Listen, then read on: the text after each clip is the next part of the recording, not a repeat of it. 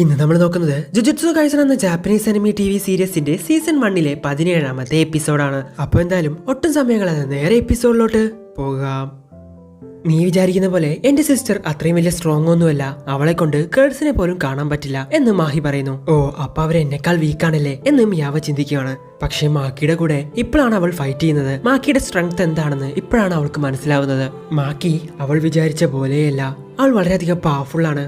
അവൾ original blade വെച്ചാണ് fight ചെയ്യുന്നെങ്കിൽ തീർച്ചയായിട്ടും ഇപ്പൊ ഞാൻ 2 കഷ്ണമായി മാറിയനെ എന്ന് മിയാവ ചിന്തിക്കുന്നു. സത്യത്തിൽ മാക്കിയുടെ ഫൈറ്റിംഗ് സ്കിൽസ് വേറെ ലെവലാണെന്ന് അവൾക്ക് മനസ്സിലാവുന്നു. ഫോറസ്റ്റ് പോലെയുള്ള ഈ ഒരു ഏരിയയിൽ എങ്ങനെയാണ് കമ്പ് പോലത്തെ ഇത്രയും വലിയൊരു സാധനം ഇവിടെ ചുറ്റിക്കൊണ്ടിരിക്കുന്നത് എന്ന് മിയാവ ചിന്തിക്കുന്നു.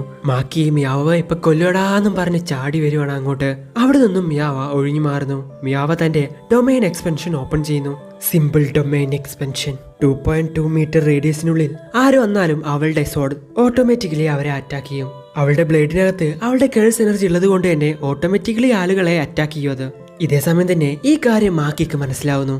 തന്റെ കയ്യിലുണ്ടായിരുന്ന കുന്ത 2 കഷ്ണമാക്കി മിയാവയുടെ നേരെ എറിയാളുമാക്കി. ഓട്ടോ റീഫ്ലക്സ് ഉള്ളത് കൊണ്ട് തന്നെ മിയാവ അതിൽ നിന്നും രക്ഷപ്പെടുന്നു. എന്നാൽ ഇതേ സമയം മിയാവയുടെ നേരെ ഒരു കുണായി വരുന്നു. ആ കുണായിയെയും ആ സോഡ് ഡിസ്ട്രോയ് ചെയ്യുന്നു. എന്നാൽ ഇതേ സമയമാണ് മാക്കി ഓടി വന്ന് മിയാവയെ അറ്റാക്ക് ചെയ്യുന്നത്. മിയാവ അറ്റാക്ക് ചെയ്യാൻ ശ്രമിക്കുന്നുണ്ടെങ്കിലും മാക്കിയുടെ മുമ്പിൽ മിയാവയ്ക്ക് പിടിച്ചു നിൽക്കാൻ പറ്റുന്നില്ല. മിയാവയുടെ കയ്യിലുണ്ടായിരുന്ന സോഡ് മാക്കി മേടിക്കുന്നു. സോഡ് ഇല്ലാതെ മിയാവക്ക് ഒന്നും തന്നെ ചെയ്യാൻ പറ്റില്ല. എന്റെ സോഡ് എനിക്ക് തിരിച്ചു തരുമോ എന്ന് ചോദിക്കുവാണ് മിയാവ. ഇതെല്ലാം തന്നെ ഒരു കാക്ക കണ്ടുകൊണ്ടിരിക്കുന്നുണ്ട്. മേ എന്ന് പറയുന്ന ഒരു സോസറിന്റെ കാക്കയാണത്. അതെല്ലാം തന്നെ ഇവിടെ റെക്കോർഡ് ചെയ്ത് വെക്കുന്നുണ്ട്. ഇതെല്ലാവരും കാണുന്നുണ്ട്. ഏയ് മേ, സോക്കലയുടെ വെസലിനെ ഒരുപാട് പേര് ഇല്ലാണ്ടാക്കാൻ വേണ്ടി ശ്രമിക്കുന്നുണ്ട്. നീ ഏത് സൈഡിലാണ് നിൽക്കുന്നത് എന്ന് ഗോജോ മേയോട് ചോദിക്കുന്നു. മേ പറയുന്നു, ഞാൻ പൈസ ഏത് സൈഡിലാണോ ഉള്ളത് ആ സൈഡിലായിരിക്കും ഞാൻ നിൽക്കുക എന്ന് മേ പറയുന്നു. മേക്ക് മണിയാണ് ഇമ്പോർട്ടന്റ്. യുജി ഇറ്റഡോറിയെ ഇല്ലാതാക്കാൻ നിങ്ങൾ ശ്രമിക്കുന്നുണ്ടല്ലേ, എന്നാൽ അത് അത്ര പെട്ടെന്നൊന്നും നടക്കില്ലെന്ന് ഇപ്പൊ നിങ്ങൾക്ക് മനസ്സിലായി കാണും എന്ന് പറഞ്ഞ് ഗോജോ ആ പ്രിൻസിപ്പളിനെ നോക്കുന്നു. പെട്ടെന്ന് തന്നെ അവിടെ ഒരു റെഡ് കളർ സിഗ്നൽ കാണിക്കുന്നു. ഇത് കണ്ട് ഗോജോക്ക് സന്തോഷമാവുകയാണ്. ആ കാട്ടിൽ ഒരുപാടധികം ലോ ലെവൽ കേഴ്സിനെ തുറന്നു വിട്ടുണ്ടാവും. അതിന്റെ മേത്തെല്ലാം തന്നെ ഒരു തരം ബോംബും ഉണ്ടാവും. ടോക്കിയോ സ്കൂളിലെ സ്റ്റുഡൻസ് ആണ് അതിനെ ഇല്ലാണ്ടാക്കിയെങ്കിൽ അതൊരു റെഡ് കളറിൽ കത്തിപ്പിടിക്കും.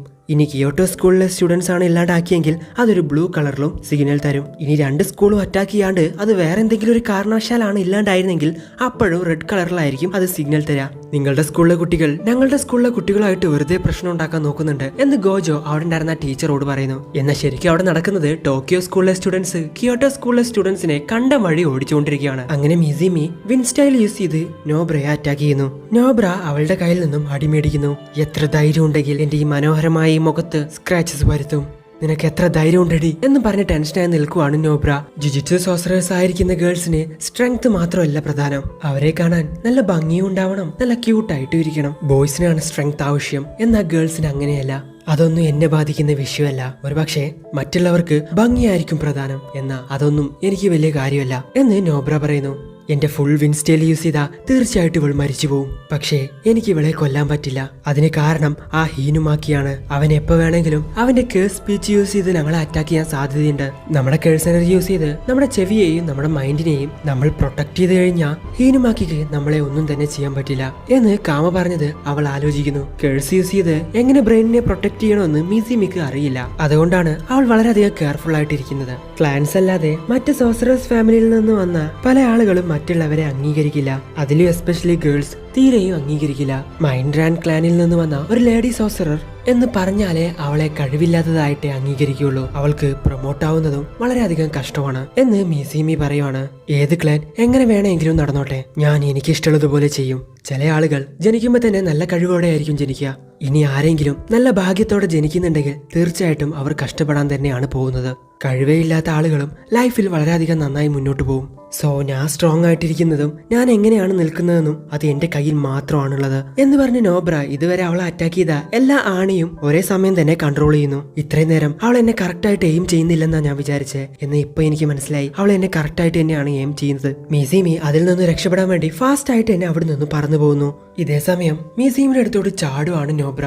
മിസിമിയെ പറന്നുകൊണ്ടിരിക്കുന്ന ബ്ലൂമിലിൽ നിന്നും ഒരു സാമ്പിൾ എടുക്കുവാണ് നോബ്ര. നിനക്ക് എന്നെ ഒന്ന് തൊടാൻ പോലും പറ്റില്ല എന്ന് മിസിമിയ പറയുന്നു.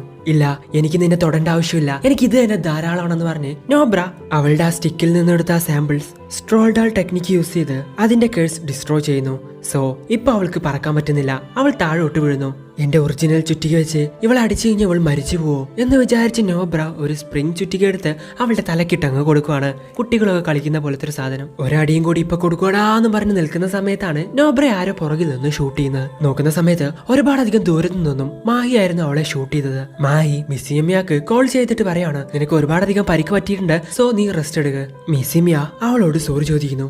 കാരണം അവളുടെ ടാർഗറ്റ് അവൾക്ക് അച്ചീവ് ചെയ്യാൻ പറ്റിയില്ല. അതൊന്നും കുഴപ്പമില്ല, നീ പേടിക്കൊന്നും വേണ്ട, ഞാൻ റബ്ബർ ബുള്ളറ്റ് വെച്ചാണ് അവളെ ഷൂട്ട് ചെയ്തത്, അവൾ മരിച്ചിട്ടില്ല എന്ന് മാഹി അവളോട് പറയുന്നു.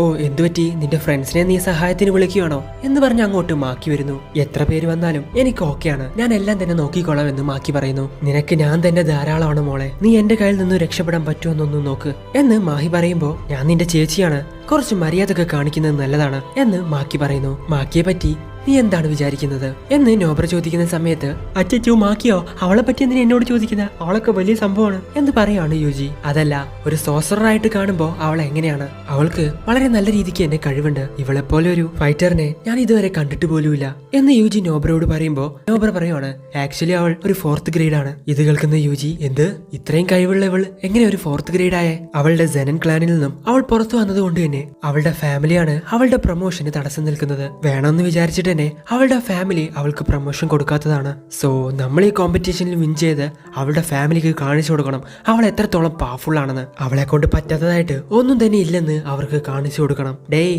നിങ്ങൾ പറയുന്നതൊക്കെ ഞാൻ കേൾക്കുന്നുണ്ട് കേട്ടോ എന്ന് മാക്കി അപ്പുറത്തുനിന്ന് വിളിച്ചു പറയുന്നു. മാക്കി മനസ്സിൽ ചിന്തിക്കുന്നു, എനിക്ക് വേണ്ടി അവർ ഇത്രയൊക്കെ ചെയ്യാൻ വേണ്ടി ആഗ്രഹിക്കുന്നുണ്ട്, സോ ഞാൻ ഇതിൽ എന്റെ ബെസ്റ്റ് കൊടുത്തേ പറ്റൂ. ഇതേ സമയം തന്നെ മാഹി അവളെ ഷൂട്ട് ചെയ്യുന്നു. അവൾ അവളുടെ സോഡ് ഉപയോഗിച്ച് ആ ബുള്ളറ്റ് 2 കഷ്ണമാക്കുന്നു.